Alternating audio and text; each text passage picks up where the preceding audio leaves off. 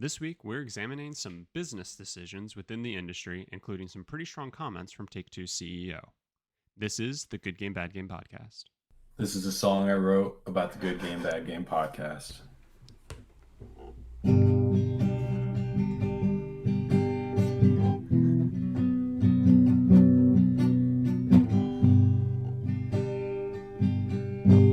Good Game, Bad Game podcast. Hello, everybody, and welcome back to the Good Game, Bad Game podcast. I'm your host, Spencer, and with me is a man who took home gold for lowest backlog completion. It's my co-host, Mike. Mike, congratulations. How are you? Yeah, it's a good day to be a champion. I found it to be an interesting event. You know, golf rules, low score wins. So good job. Yeah. I've been training my whole life for this.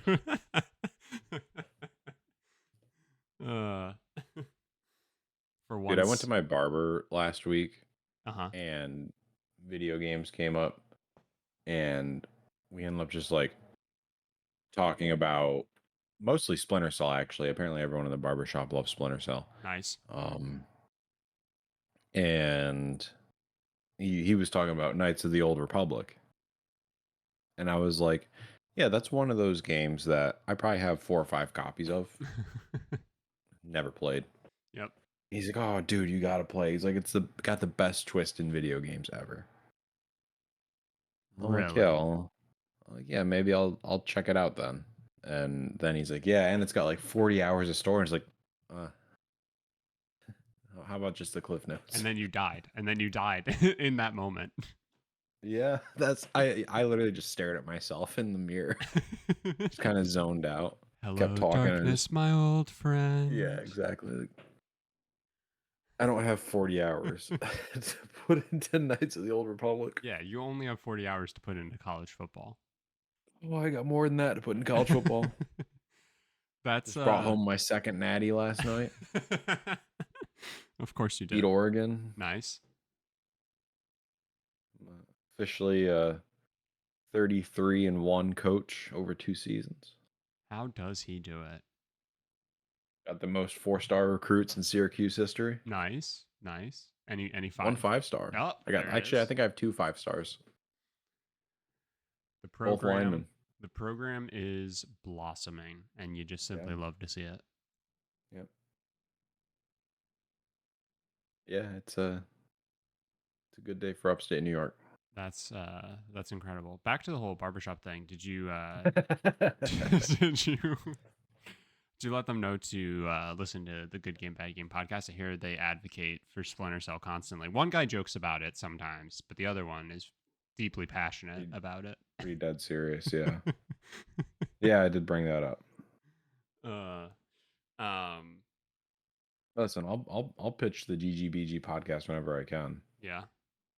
So I do. That's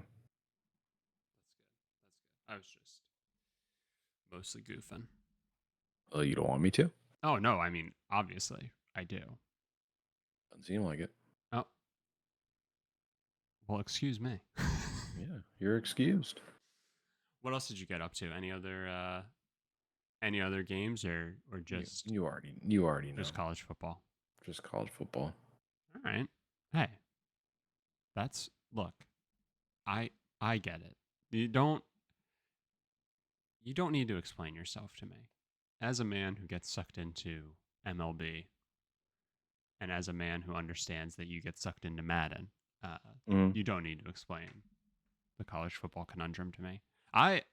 If I may, I would like to kind of break the cycle, if you will, you know, and just say that I did not play that much MLB this week, and I think that's like deserving of an award in and of itself. Discord won't pick it up, but I'm golf clapping. Thank you.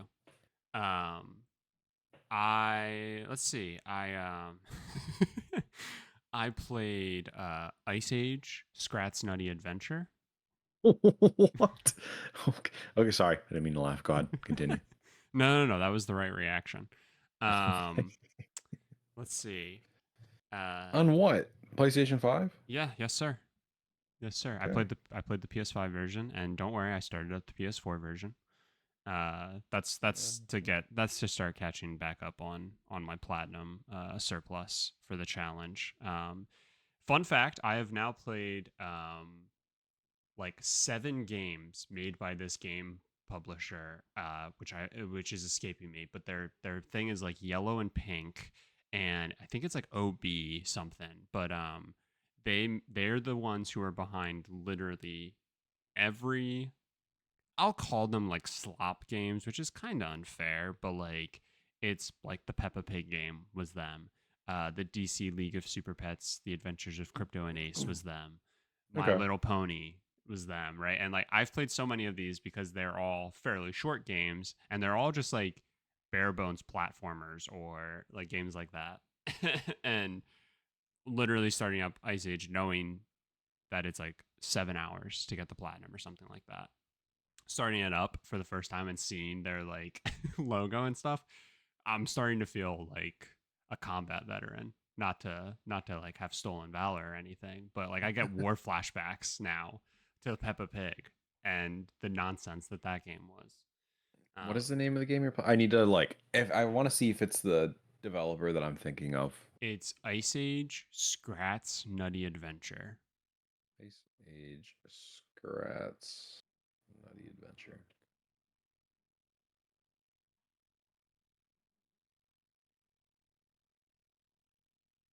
It's Hey, good it was on stuff. Google Stadia. It's good stuff, of course. Oh no, that's the Outright Games. Maybe. That's the publisher. The developer is Just Add Water. Yeah. I think it's the publisher specifically that is like on all of these games. Which, yeah, duh, that makes sense. Okay, not the one I was thinking of. Um, it's so funny because like the games are clearly made for, I would say, for kids. Like, and that's Okay. not like a knock or anything. Again, it's just so funny that like they're all like fine. like, like I don't know. Maybe that's kind of mean and negative of me, but like I don't know. The expectation is that they will fucking suck, and it's like Hmm. they don't. Like they're fine, and like if you play big AAA games and stuff like that, like yes, they are not great, but like to think about it from the sense of like I'm sure they're well, I don't know actually because I'm playing them on PlayStation Plus, so I have no idea how much these games cost. So I'll bite my tongue on saying that, but um, yeah, if you're somebody who doesn't play a lot of video games and you're just like getting introduced to games, like they they are very effective, I will say, in that realm. But I guarantee you Yeah, I mean, 90% of the player base are people who are getting trophies without a doubt. well, I googled the game and the first thing that came up was Reddit for like easy platinum trophies. Like unprovoked, I was just trying to find the publisher. Um, speaking of stolen valor, um, do you think it's because that we grew up with like just absolutely god awful movie games, and now they're actually like okay? I'm sure that plays into it a little bit, right? Like cuz yeah, we definitely grew up in that era of just actual slop, right? That Mm, it would be a little rude to call these slop. They're like they aren't like shovelware completely, right? Because like those games that are like 99 cents on the PlayStation Store, I know you don't have I know you're not on the PlayStation Store much. And so I don't know if the last time you were there if you would have even seen it. But like just every now and again, one person, publisher, whatever, pushes out like 90 games that are one's 99 cents and it'll be like Jumping Taco, 99 cents, Jumping Taco plus 199. And it's literally just press X.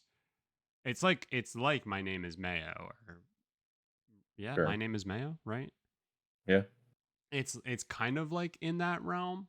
But I think even worse. Like I think like yeah, and like it's literally the idea is to to buy it and get a platinum. I don't care I about my thought silly little internet score that much. I care about it, but not that much. I thought PlayStation was like cracking down on those. They Or was that too hopeful? No, they were at one point. So I feel like I've been seeing them less and less. But for a while there, it was awful. But I definitely know they still are. They're in there. But it was like the way that the PlayStation Store algorithm or whatever worked. If you went under like new releases and you're somebody who's just trying to see like, oh, did anything cool release in the past since the last time I checked this thing? Uh, like all you would see are like 50 of these games just like back to back to back to back because they are technically new releases and it's like Hmm. stupid. So yeah, I think they fixed that especially That's to good. not let it like completely inundate that section. But yeah. Okay, so I've been playing Ice Age. To We got Sweet. completely off track there. Apologies. Sorry. Uh, Shelby and I started Life is Strange, The first one? the first one. Hell yeah. I've like put off these games for way too long. Life is Strange came out in 2015. Fun fact. I figured it would have been longer. I actually did too.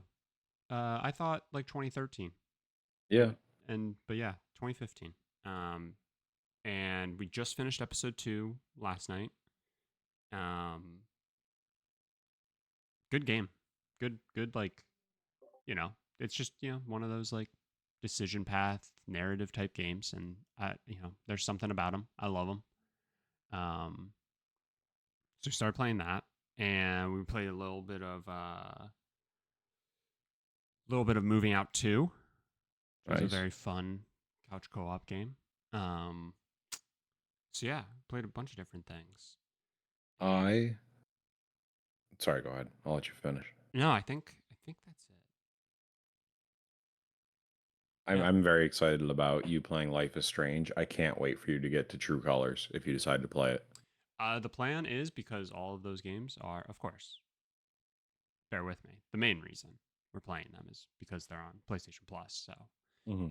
but yeah, which we had also. I think it was I think Life is Strange was probably a free monthly game one time, like probably 8 years ago now at this point. It was, yeah. Or well, maybe that's too close to release, but like certainly early days of the PS5, if not right before the PS5. So 5+ years. We definitely were given it at one point, but it is on the catalog, as is every other one. So Before the Storm, Life is Strange 2, and True Colors, and I think that's all of them. But yeah, they're all on there, and yeah, the plan is to just go from one right to the next, to play through them all. Easy platinums while intaking a fun story. So Yeah. Very nice. yeah, but yeah, diversifying the portfolio a little bit. Playing some new stuff. No big deal. No big deal indeed. We also, I don't know if I brought it up last week. We also started playing a game called Death Squared. Did I talk about this last week? I don't think so, actually. Have you and Justine played it? No. Oh, I think as we like to share these co-op games with each other. I definitely think this is a game you guys would enjoy. Death Squared. it's it's you're two This looks robots, and you have great. to get to like you each have to get to a end point. Like you each have your own. Like the red robot has to get to the red end point. The blue robot has to get to the blue end point, and you have to like move around and like move obstacles and stuff to free up the path for the other and things like that. And sometimes as the blue one moves, it'll like cause like another blue block to move that the red one needs to avoid to not fall off. Or like sometimes if you like step on a certain thing, it'll put up like spikes and stuff. So you like end up killing each other a ton. And it's really funny because like you get so fixated on just like your robot that you're like, okay, here's the path I need to go. That you're like not thinking about the whole thing. And Yeah. it's funny, it's fun, pretty relaxing through the first like 15 to 20 levels or so that we've done. Um, but yeah, there's another one for you to keep an eye out for, and I I think you guys will enjoy. that was free at one point, right? Maybe. I don't know. I need to see if it's on Game Pass or something. I feel like I have it on PlayStation 4. You might. It might have been. I mean, who can keep track? Yeah. Not me. But it's definitely on if you have PS Plus Extra or whatever. It's a part of that catalog. I do, I think. I thought you did too. I don't know why, but I do. You did because of Stray? Stray Because and of maybe Miles Morales. Miles Morales? Yeah, Yeah. maybe. Well, if I know me, I still have it. Even though my PlayStation's been unplugged for 4 months.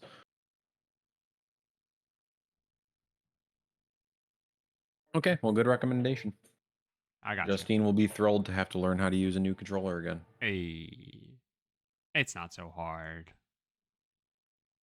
I tell her the shapes don't matter, and she said the shapes certainly matter. They most certainly do. You are not fooling her. Yeah. Yeah. All right. Well, we have I would say fairly packed news cycle to get into. Couple of different, relatively big, uh, again, I'll just sum them up as business decisions. Um, so I definitely want to dive into what Strauss Zelnick said about, Game Pass and Take Two's like consideration with subscription services. I think there's like some interesting things that are said there that I definitely want to call attention to. And then I think we're a little late to this, but obviously there were big layoffs at Bungie again. I think now going back to like within the calendar year, there's like they've basically laid off 25% of their workforce in totals, and then the last thing is Crafton, the team behind PUBG, is acquiring Tango GameWorks. So a couple of things to dive into. First thing I want to start with is what what Mr. Zelnick was saying about Game Pass. It's fairly interesting, and I think like I think the funniest thing that I want to call attention to is basically Zelnick was talking to GamesIndustry.biz. They have a quote in here from 2022 where he's talking about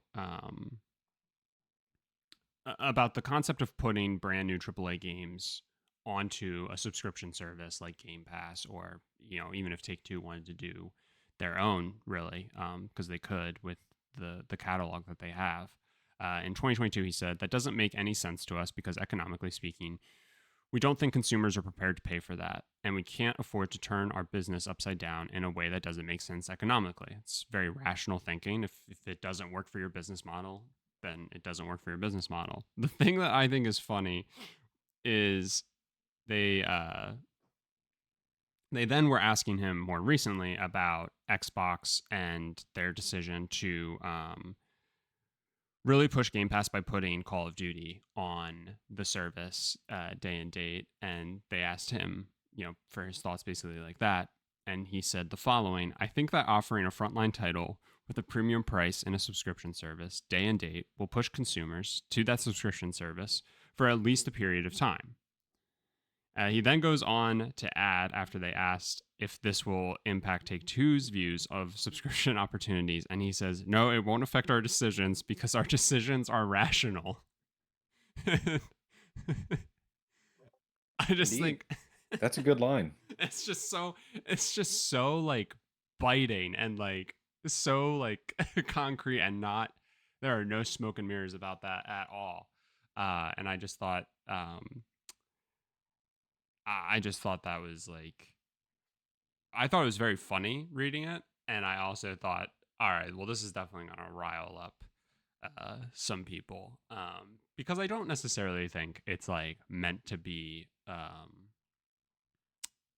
well, I don't know. I don't know if it's meant to be an attack on Game Pass or not. Um, I just thought it was a very funny way of summing up, like, no, we're not going to do that because we're rational with how we think about our business decisions. Yeah. Okay, I guess so. But I find it interesting because it's not like, it's not the same, obviously, because these were remakes. But if you remember, when the GTA trilogy, well, not remakes, excuse me, slop remasters were made, one of the trilogy titles released day one on Game Pass and PlayStation Plus. I think it was Vice City was on PlayStation Plus and San Andreas was on Game Pass. 3 was on Game Pass. One of them. One of them. Yeah, I don't remember. I So think three was no. San Andreas was on Game Pass. okay. So I just find it funny that it's like, these subscription services. But anyway, we're gonna lean into it because if we get somebody to play one of the trilogy, maybe they'll go and buy the bundle. It's like, make up your mind. And I understand what he's saying. I think he's spot on about saying that, like, offering a frontline title with a premium price in a subscription service day and date will push consumers to that subscription service for at least a period of time. Absolutely. And realistically, if you think about it, adding a title that is a yearly release, if anything, will get somebody to buy into that subscription service and most likely stay in it, right? Like, if you think about it, you would have to stop being a fan of that yearly release for, like, the subscription service to immediately become, like, not reasonable for you. But even then, if you've been within the service and you've gotten to use it, you might find that it is still, like, right for you. So I don't know. I think it's I think it's really interesting. Um, but yeah, I thought, the the it won't affect our decisions because our decisions are rational. Was really funny. Yeah, it just like you said, I don't know that it's necessarily an attack on Game Pass. I think it's just kind of one avoiding, two doubling down like this is just what we're gonna do and we're not gonna entertain it. Yeah, I think I more so read it as that isn't a rational decision for Take Two. And I think Yeah. he's been trying to stress that, right? Like, since 2022, when they last had comments from him about, the idea of, like, a subscription service and stuff like that. Um, and certainly, like, I mean, there is GTA Plus, right? Like, that exists. Also, if you have GTA Plus, you have access to the GTA trilogy remaster.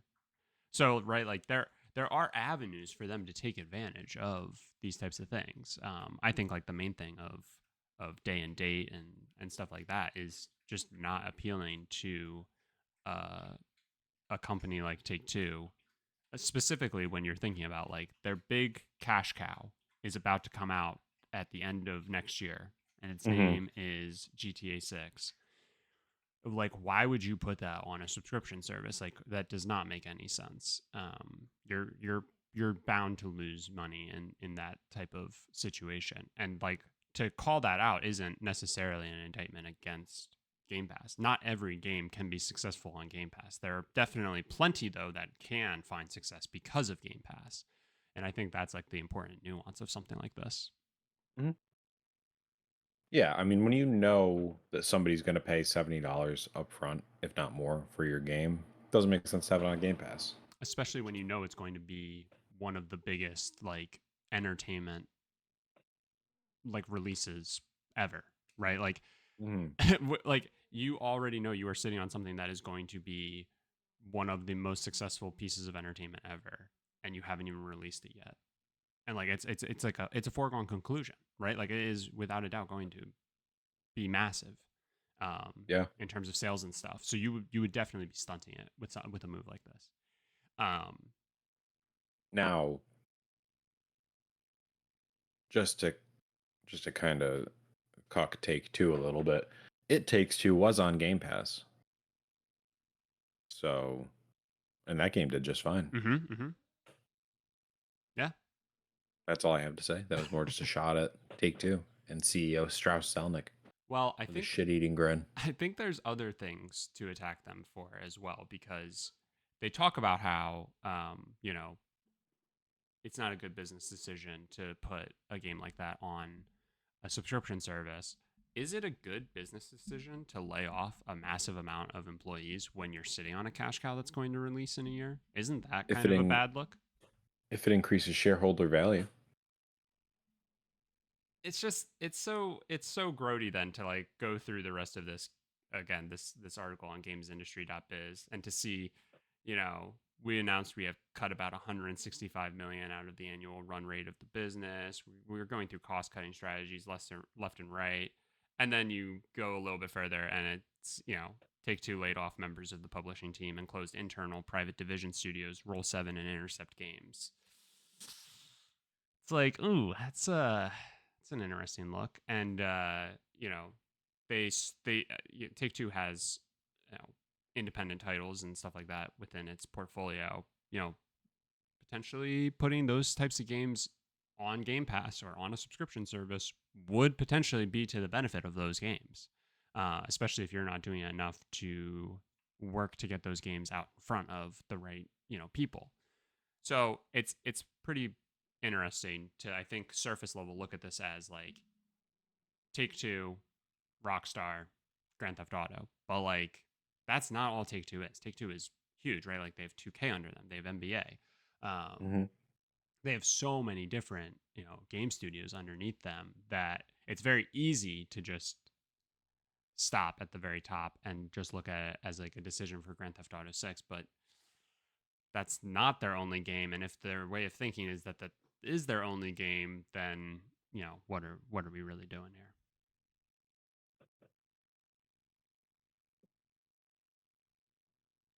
I mean, will they become the GTA company? I mean, I think in a lot of ways that is how they view themselves. They view themselves as GTA and NBA, and that's it, right? And that's their, again, Not BioShock. is again they're like big money makers, right? Like, the ultimate team mode, or my team in NBA, is just straight cash, even though I guess this last year they did not make as much as they normally do off of it. And then obviously GTA Online, which also has been, I'm sure, slightly diminished as the ramp up to GTA 6 happens. But I mean, Also 10 years old. yeah, 11 years old, I guess. it'll be really 10. interesting to 2013. That's when the game came out, but GTA Online didn't come out until a couple of months after, right? And full force, it probably wasn't working until at least 2014. So that's a good point. So yeah, looking at a decade. It'll be really interesting, when you take like a an article like this, and that it ends up diving into how, basically what you're saying, how do we increase shareholder value in our business decisions? Does that have you worried at all for what GTA 6 is going to look like and the landscape of that game, specifically, I guess, the online mode? Not really, honestly. No. No, I don't. I think they're probably full force into GTA. Now, like, am I worried about what 2K is going to look like? Maybe more so, but I also don't give a shit what 2K looks like. No, I'm not. I'm not terribly worried about GTA. Are you? I guess I'm just like, I'm a little like curious how well, I'm curious what the microtransaction slop is going to look like. With GTA 5, it was the shark cards, and it's one And of those that things where worked. it's like, yeah, exactly, it did. It's one of those things So where why it's like, change it? right? Are they? My question is, are they going to lean into it harder in some way that is grosser than that? Yeah, I certainly like they could. My hope is no, but I worry. I mean, they just did such a good job. I mean, I think out of any game in the history that has like online play. Mm-hmm. Like what they did with shark cards was insane. Mm-hmm. And just how they like and it's funny because it really is no different than like it's not necessarily pay to win, but they made shit in GTA Online so expensive. Mm-hmm. Um but like they made it desirable. Mm-hmm. So, can you like do missions and grind and save up for like the stuff you want? Yeah, of course you can. It's not like it's the only way to get stuff is to buy these shark cards, but it certainly makes it easier. Mm-hmm.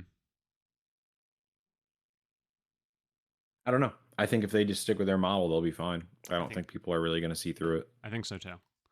Yeah, we'll see. But yeah, I thought that was interesting. I think it's definitely worthy of a read. To see what one of the lead execs in gaming had to say about what Call of Duty will do for Game Pass, and why a subscription service doesn't necessarily impact their business decisions yet.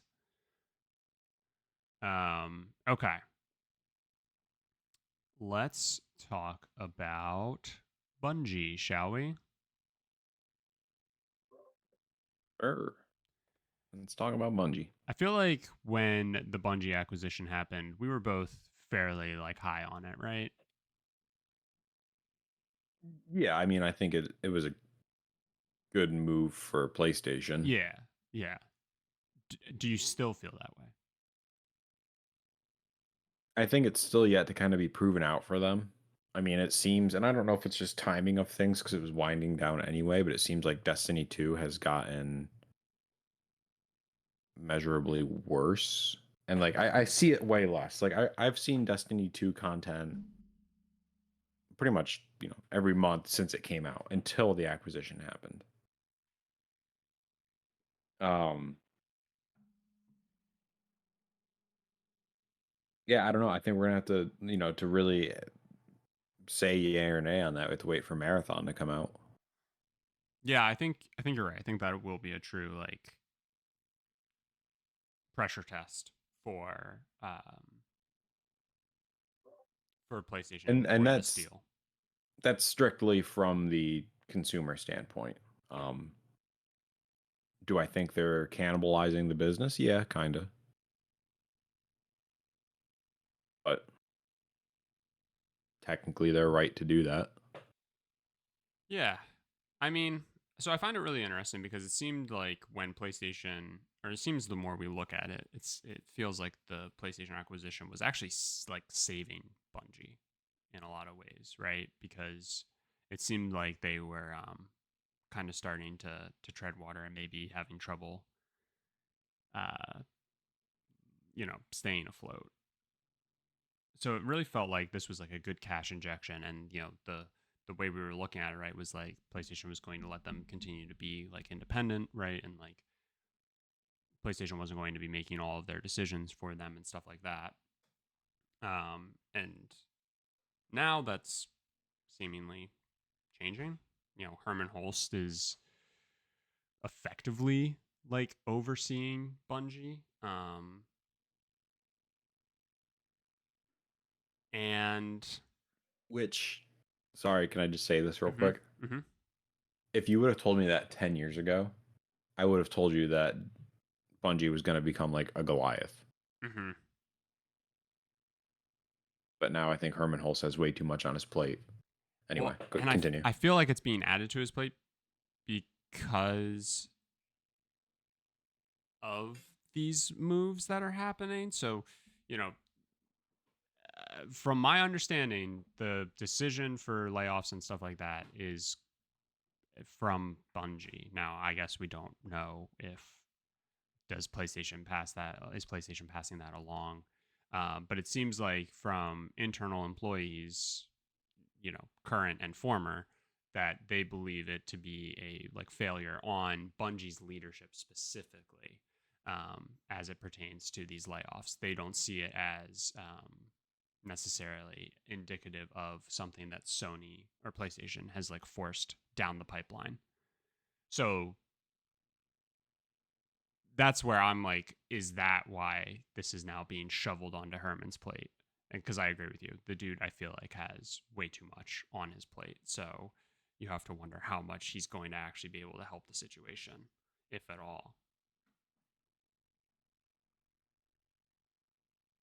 But Yeah, it's I'm just another like it's just another gross like yeah, just terrible tally to be added to um a consistent trend within the industry right now, and it just feels like there's no end in sight. You know, you're right. So Destiny was like having very consistent content update and stuff like that, and I think as it's getting later in its life, that's why we're seeing less and less.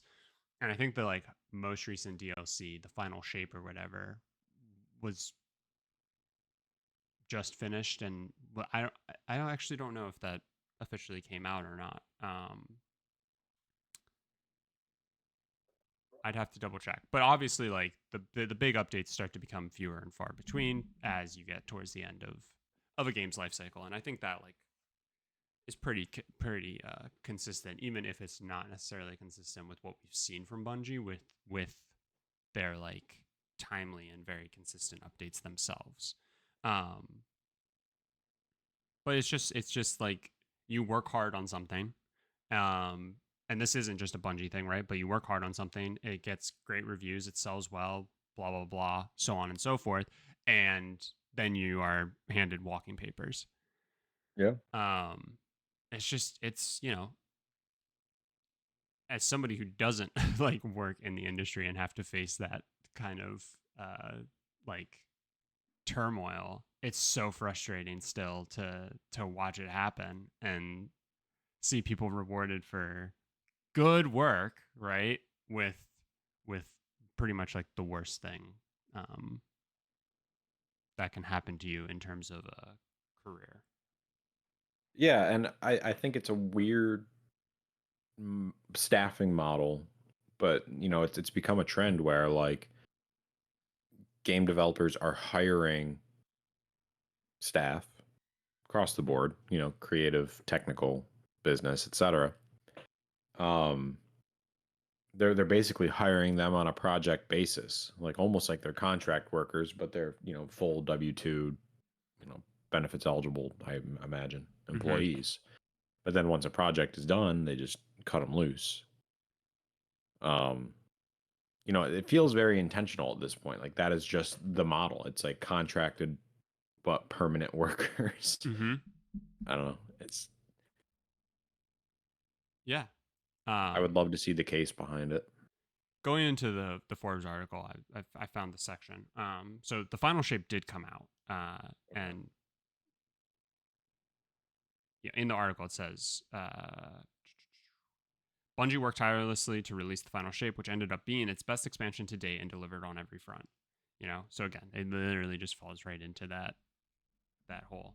And yeah, it's hard to look at this. So one thing is, a positive in all of this is that 100 or so of the roles, um, find the exact number. Um, so 220 employees, 17% of the company, were being laid off, and then 155 uh, were moved to roles within Sony Interactive Entertainment, Okay. and 40 or so were being taken to create a sub studio under Sony for a new game. Interesting. So it's like, what's left? Like, what are like? It's kind of crazy. Yeah, and It's. and is that go ahead. I was gonna say it's a positive, right? That like, okay, at least some people are like, yeah, they're being uplifted from their role, but like, at least they're being carved out a new role within PlayStation. But like,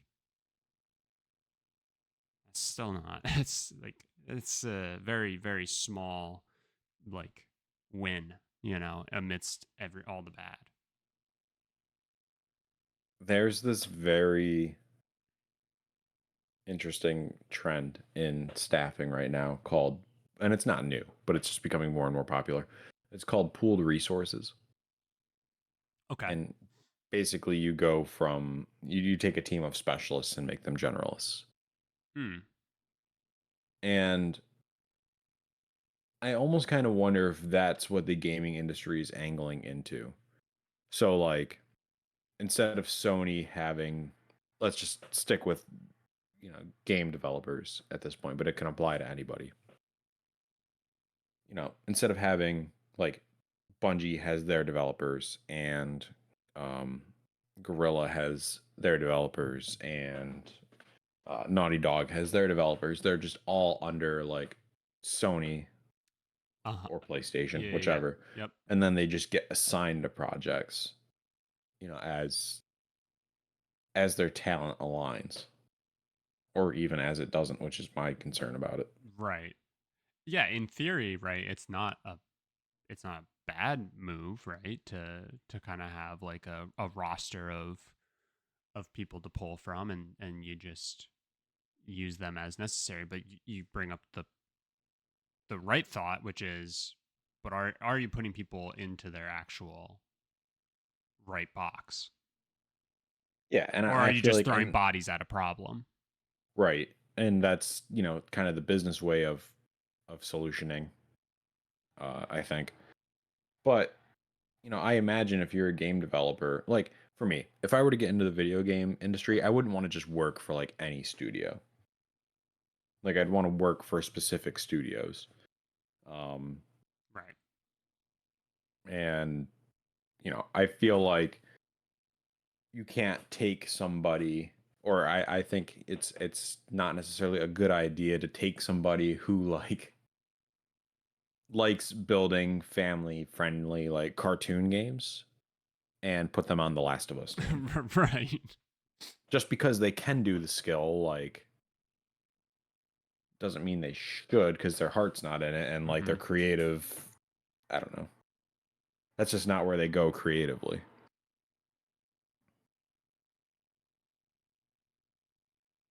I don't know. It's just an observation. I don't know that that's actually what's going on, but it's what it feels like is going on. Yeah, no, I think that's a definitely a fair thought to levy at this. Um, I like it's another, and we've talked about this plenty, right? Unfortunately, because there's just constantly layoffs happening. I sent you about us talking about Bungie, and you kind of threw back that apparently Meta owned Ready at Dawn and they were shutting down Ready at Dawn. And it was like two facts that I had no clue about, right? Like I had no idea that one, they were under Meta, and two, I had no idea that they were being shuttered. Um, and it's just like a frustrating trend that we're just constantly, there's just more and more layoffs happening. I think by March we had already eclipsed the number of layoffs within the industry that we saw last year, which was way too many. Even if you're looking at these as like somewhat of a course correction due to the pandemic and the aftermath of that, right? Like you can only point to that as the reason for so long before it's like, no, we're not caring about the human element at the bottom of the ladder, so that Pete Parsons can buy 200 fucking uh like classic cars, Mm. or that Strauss Zelnick can have his 2.5 billion dollar bonus or whatever the hell it is, right? Like it's frustrating that we're always getting these like decisions from people who seemingly have no accountability in the failure or success of the goings on of the business. Yet at the end of the day, they're safe, regardless of their leadership, and the people who work hard on the stuff end up being the ones let go. My question is, at what point, we just saw uh, we didn't even really talk about it, but we saw that there's a strike going on, specifically with voice actors, to push back against AI. At what point are we going to see developers and the actual creatives of the games band together at some point for better conditions? Because you just brought up too at the beginning of all this that at this point they're contractors who are full time, but there's just no guarantees whatsoever with their job safety. That like, Yeah. at what point are they going to look for like more absolutes within their work?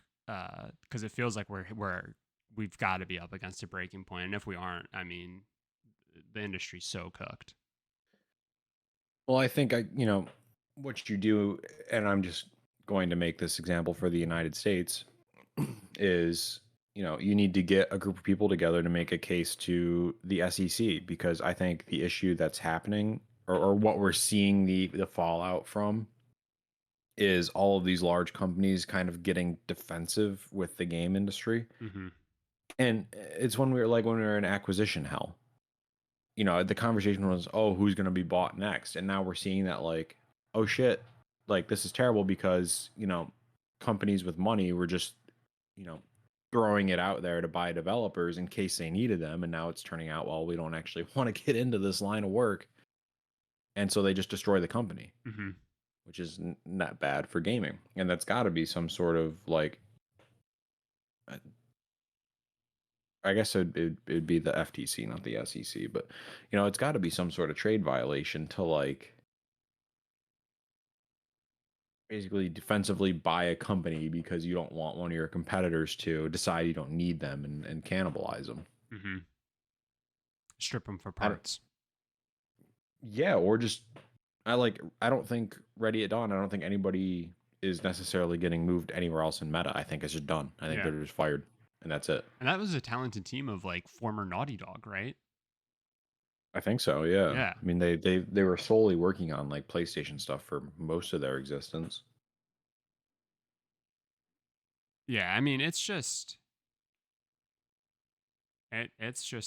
tiresome. It's frustrating, and yeah, like it's just disgusting too, the way that like you said, we were in that like acquisition hell for a little bit, and you try to look for the positives of what an acquisition can do, right? For Mm. companies, obviously it can mean the world, uh but anymore I don't know how from this point on, especially with like thus far how like the Bungie acquisition has gone. I don't know how we look at any ongoing acquisitions and think like immediately, this is great, this is the best, this is going to give them all the room to grow and stuff like that, because we're just not seeing it. Yeah. Yeah, and I'm not, saying all acquisitions are bad. I think just the amount that the industry did all at once, Mm-hmm. um, just because of Microsoft getting Bethesda and Activision, R- I right. And to be clear, I don't necessarily think either of those have been bad, right? Like, yeah, I don't I think. think the Activision is certainly a net good. That's just because, it forced out bad leadership. Sure. But um yeah, I don't know. And I think what's frustrating to me is, though there's certainly reporting on these layoffs, they're not getting the headlines Mm-mm. that like an acquisition gets. There should be just as much outrage by all of these layoffs as there is with companies acquiring other companies. Mm-hmm. And there's not. So I don't know. I don't think it's going to get better until like there's one event of layoffs that people are freaking out about. But it's compounded too by like everybody's laying people off. Mm-hmm. I mean, Intel just laid off 15% of its workforce. It was like 10,000 people. Buy the dip. By the dip, BTFD. Um, so like, what's a game studio repeatedly laying people off? Like it's just, bad economy. Yep. And it's also, I think, frustrating too that we just like the more and more it happens, the more we just get desensitized to it rather than really like fired up about it, you know? Mm-hmm. Like it just becomes another Tuesday that it happened. Oh no. Yeah. And you start to miss the greater point in all of it. Well, not to jump right from that to something that is hopefully positive, even though we just said everything we just said. I would like to finish up the episode by talking about Tango Gameworks being acquired by Crafton Inc. Because as of right now, I just want to think about the positives of this. Mm-hmm. Yeah. Well, let's not even talk about potential Yeah, negatives. but this is exactly what I'm talking about. This is saving Tango Gameworks from closure, right? Plain and Mm-hmm. simple. And that is And good. saving a beloved IP. That is good, and that is fun, and that is, that is yeah, hopefully only positive. And I think the main thing that seems to be leaned in on here with the acquisition is the saving of Hi-Fi Rush specifically, which I think is fantastic, right? That Crafton sees potential, and kind of the main takeaways of it is that they're looking to push further development for Hi-Fi Rush, which is fantastic. That's great. Now, is it shocking to you that Microsoft let that IP go?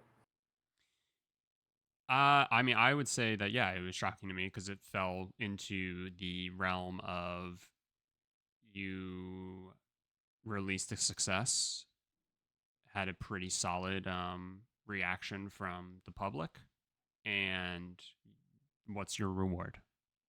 Just what we were talking about. You did Yeah. something good, and your reward is goodbye. E- So I don't know. Does it really surprise me? No, not not really. Because they were willing to just let Tango go. Yeah. And I almost kind of wonder, and I'm not trying to give Microsoft the benefit of the doubt here, but I almost kind of wonder if the separation was a little more amicable than it was kind of let out to be. Because again, like you talk about why companies are acquiring other companies, and it's to be defensive, and you think with a good IP, you would want to keep it. So then, like, I don't know, PlayStation couldn't go and get Tango GameWorks and then say, "Oh, Hi-Fi Rush is ours now." Right. Um, so I almost kind of wonder if Tango wasn't happy and they just said, you know, we don't, this was very successful. Maybe we can do it by ourselves. I don't know. I might be getting too far into the weeds, but Yeah, I just don't know if it was. Yeah, I don't know. But either way, yeah, it's great to see that the game is going to get or that Tango is getting continued life here, and having the opportunity to continue work on Hi-Fi Rush. It'll be interesting to see if they're also able to, because obviously we have no idea like what the overall I'm trying to think of the words I'm looking for here.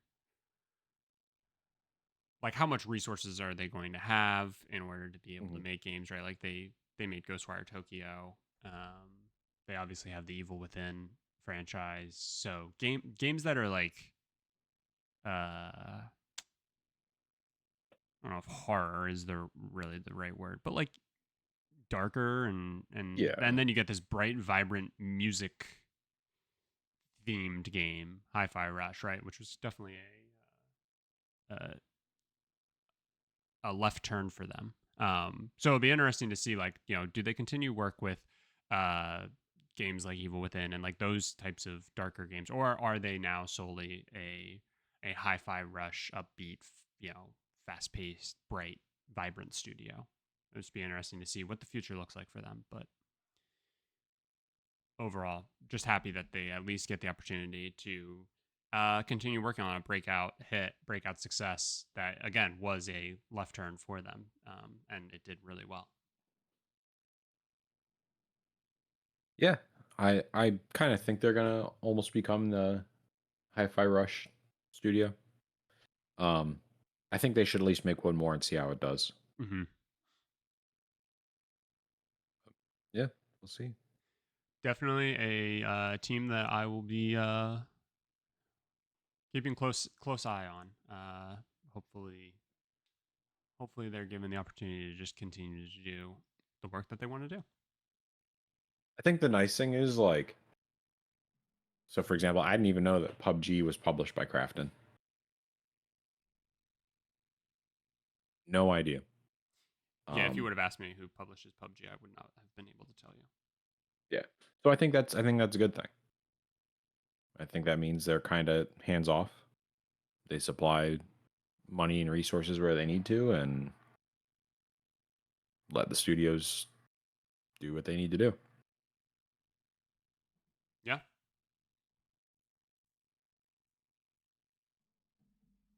and fingers crossed. That's it. It's positive. Yeah. Yep. Anything else you wanted to touch on? No. Alrighty. Well No. then, that'll do it for this episode of the Good Game Bad Game podcast. Thank you all so much, as always, for listening. If you could do us a favor and leave us a rating or review wherever you do listen to the podcast, it would be greatly appreciated. We do have a YouTube channel, so feel free to go over there and leave us a comment on really anything from today's episode. What are your thoughts on what Strauss Zelnick had to say? What are your thoughts on the Bungie news? What are your thoughts on Tango Gameworks? Be sure to let us know. And as always, if you could share the podcast with a friend, with your barber, that would also be greatly appreciated. And we will talk to you next week.